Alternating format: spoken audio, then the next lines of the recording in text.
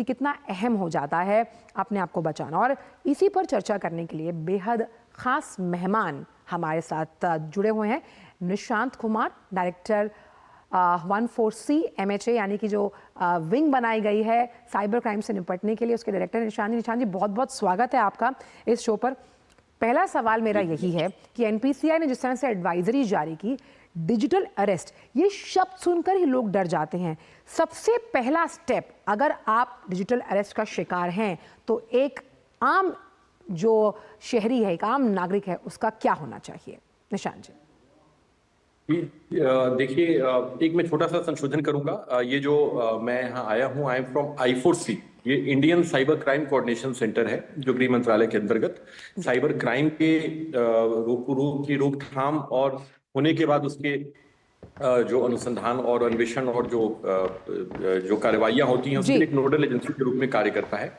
अब मैं आपके प्रश्न पे आता हूं। जो डिजिटल अरेस्ट की बात आपने की है, अगर कोई भी ऐसा आपके प्रति किसी के पास आता है तो सबसे पहला क्या होता है, इनका जो बेसिक जो इसके पीछे जो इनकी मंशा होती है वो है आपको डराने की। मतलब आप अगर डर जाएंगे और घबरा जाएंगे तो निश्चित रूप से आप गलत कदम उठाएंगे। तो सबसे पहले अगर किसी के पास इस प्रकार का कोई अप्रोच होता है किसी अनजाने नंबर से या किसी अननोन लॉ इन्फोर्समेंट एजेंसी के अधिकारी के रूप में या किसी रूप में, तो पहले तो घबराना नहीं है और तुरंत उस नंबर को आप चाहे तो स्क्रीनशॉट ले लीजिए जो आपको कॉल आ रहा है, और उस नंबर को, क्योंकि वो बार बार आपको ये कहते हैं कि फोन को डिस्कनेक्ट नहीं करना है और किसी दूसरे से संपर्क नहीं करना है, तो आप समझ लीजिए कि हमें बिल्कुल ही नंबर को, आप पहले तो नंबर और स्क्रीनशॉट लें, फोन को डिस्कनेक्ट करें और तुरंत इसकी सूचना जो है आप हमारे जो पोर्टल है www.cybercrime.gov.in, वहां पर एक हमने सस्पेक्ट रिपोर्ट का पोर्टल बनाया हुआ है, एक लिंक बनाया हुआ है। आप सस्पेक्ट रिपोर्ट पे जाएंगे और वहां पर आपको जिस नंबर से कॉल आ रहा है और जो स्क्रीनशॉट आपने लिया है वो तुरंत अपडेट करें आप, और उसके ऊपर उसके बाद समुचित कार्रवाई की जाएगी। तो पहला है घबराना ही नहीं है, पहली बात तो यही है। और दूसरा, कोई भी पर्सनल इंफॉर्मेशन जो आपके पास है या अपने अकाउंट या कोई भी दूसरी तरह की जानकारी उनके साथ शेयर नहीं करनी है। ये दो बातें ध्यान रखेंगे। और थर्ड थिंग इज रिपोर्टिंग, आपको रिपोर्ट करना है। शान जी, इसमें एक चीज़ और हम ये भी समझना चाहेंगे आपसे, क्योंकि ये टर्म्स कईयों के लिए बहुत नई है, डिजिटल अरेस्ट, और साथ ही साथ साइबर फ्रॉड का जब कोई शिकार बनता है तो सबसे पहले वो अपने आप में बहुत गिल्टी कॉन्शियस महसूस करता है कि मुझसे ये क्या हो गया। उस लिहाज से कैसे आपका विंग लोगों की मदद करता है, और ख़ास तौर पर तब जब इसमें यंगस्टर्स, क्योंकि यंगस्टर्स ज़्यादा टेकी और टेक्निकल सुविधा को समझने की कोशिश करते हैं, डिजिटली ज़्यादा अपने आप को एनलाइटेंड समझते हैं, उस लिहाज से?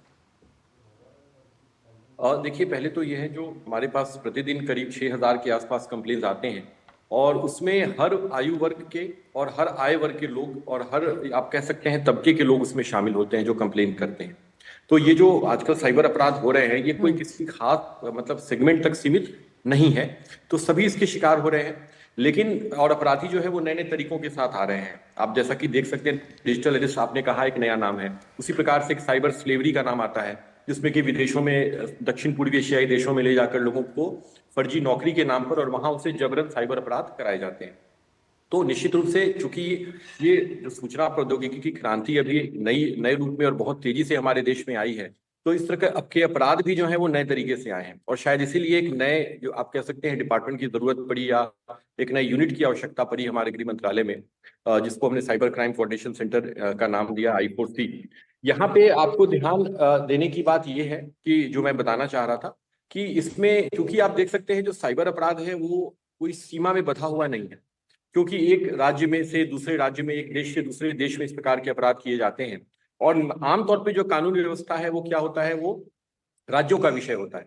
इसीलिए एक प्रॉपर कोऑर्डिनेशन की आवश्यकता थी विभिन्न राज्यों के जो लॉ इन्फोर्समेंट एजेंसीज हैं। इसके अतिरिक्त जो दूसरे ऐसे सरकारी एजेंसियां हैं जो इसमें, जिनकी भूमिका हो सकती है, जैसे सबसे बड़ी भूमिका डिपार्टमेंट ऑफ टेलीकम्युनिकेशन की हो सकती है, तो इन सबको के साथ कोऑर्डिनेशन करना और फिर साइबर अपराधों को की रोकथाम, और अगर साइबर अपराध हो गए हैं तो उसके त्वरित अन्वेषण और उसके ऊपर कार्रवाई करने में हमारे लॉ इन्फोर्समेंट एजेंसीज को सहायता करना।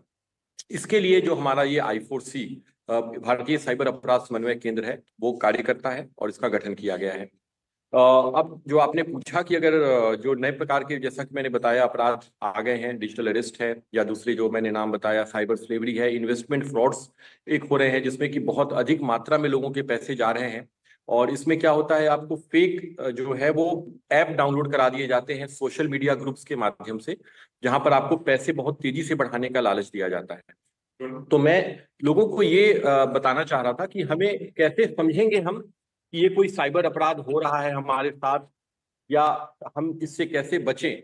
तो इसमें आपको ये ध्यान रखना है कि हमें जब भी साइबर अपराधी अप्रोच करते हैं ऑनलाइन, आमतौर पे या तो फोन के माध्यम से या फिर ऑनलाइन सोशल मीडिया एड्स या सोशल मीडिया ग्रुप्स के माध्यम से अप्रोच किया जाता है। पहले तो आप ये समझ लें कि अप्रोच कैसे आप तक होता है। दूसरा क्या है, इसमें जो मूलभूत बातें ध्यान रखनी है कि कुछ बेसिक चीजें हैं, जैसे कि लालच। अगर आपको कोई प्रस्ताव ऐसा आ रहा है जहां बहुत अधिक आपको धन जल्दी से कम प्रयास में कमाने का लालच दिया जा रहा है, आप समझ जाइए कि इस प्रस्ताव में, इस ऑनलाइन ऑफर में कोई ना कोई साइबर अपराध हो सकता है।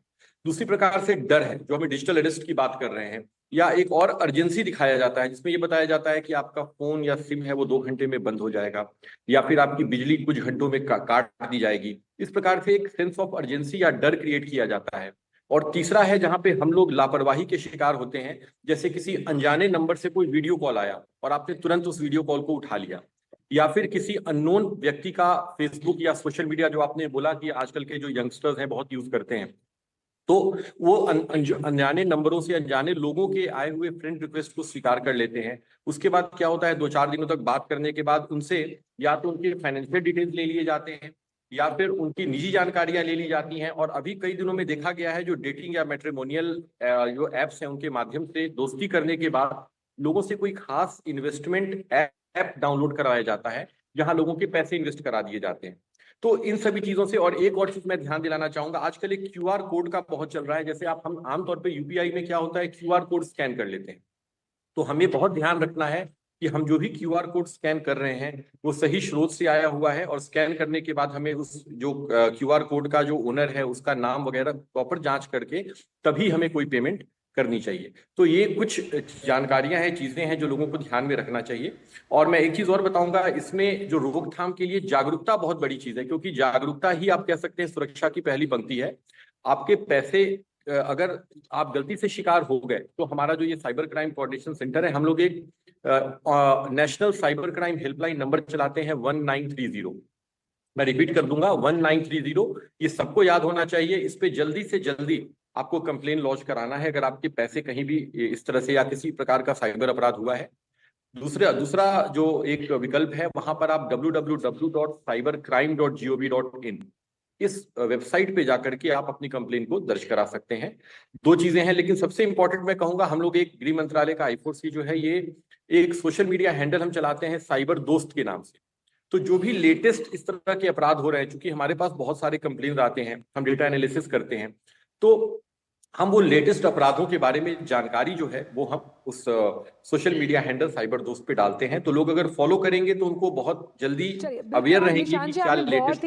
बहुत ही इम्पोर्टेंट तरीके से बताया कि किस तरह से हम स्कैम की पहचान करके हम आप लोगों की मदद ले सकते हैं। लेकिन उसके बाद क्या होता है, ये हम आपसे जानेंगे कि जब कोई अपनी कंप्लेंट को रजिस्टर करता है उसके बाद का प्रोसेस क्या है।